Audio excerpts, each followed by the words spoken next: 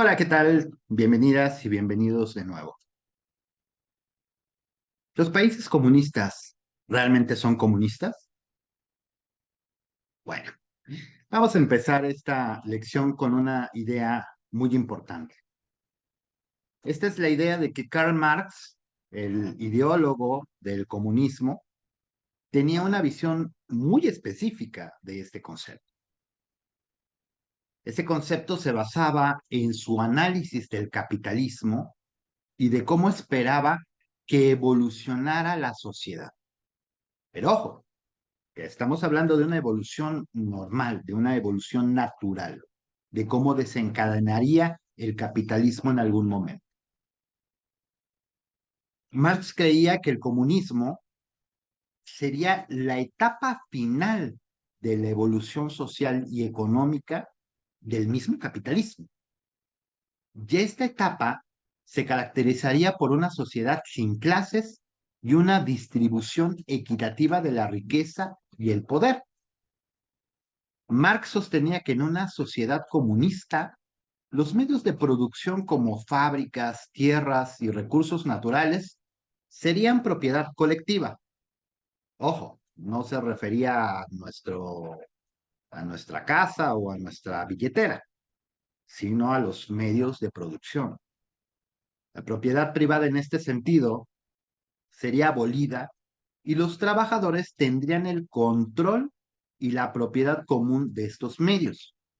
Por ello mismo, no habría clases sociales distintas. Marx creía que la lucha de clases del capitalismo llegaría entonces a su fin y la sociedad se organizaría en torno a la cooperación en lugar de la competencia, pues la distinción entre propietarios y proletarios desaparecería.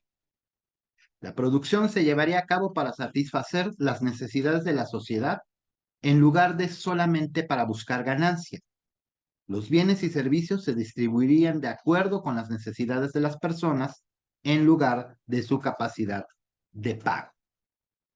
El comunismo, en cambio, que se estableció en la Unión Soviética bajo el liderazgo de Lenin y en China bajo el liderazgo de Mao Zedong, no se ajustaba realmente ni completamente a la visión original de Karl Marx.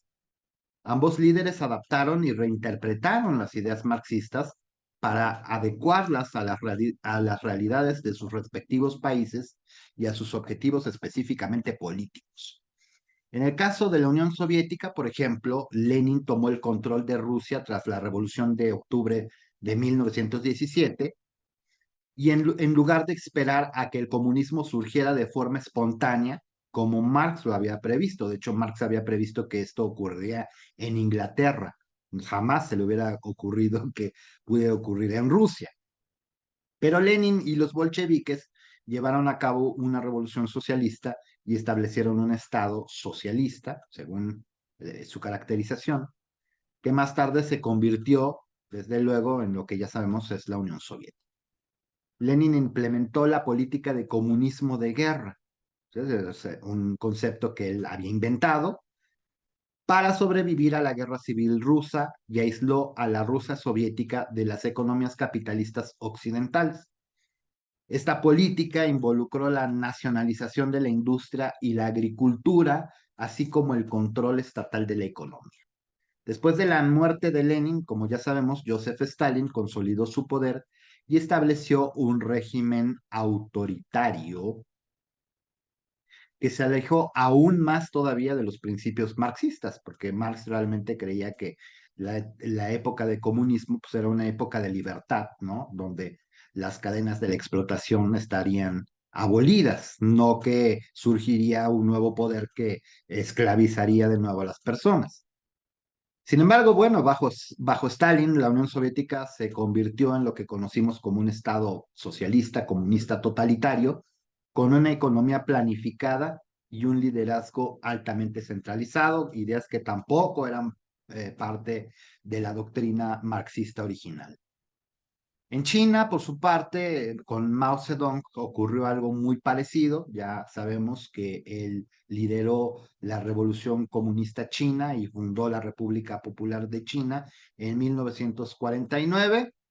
y que a lo largo de su gobierno también buscó adaptar las ideas marxistas al contexto chino, lo que resultó en el desarrollo del maoísmo, ¿no?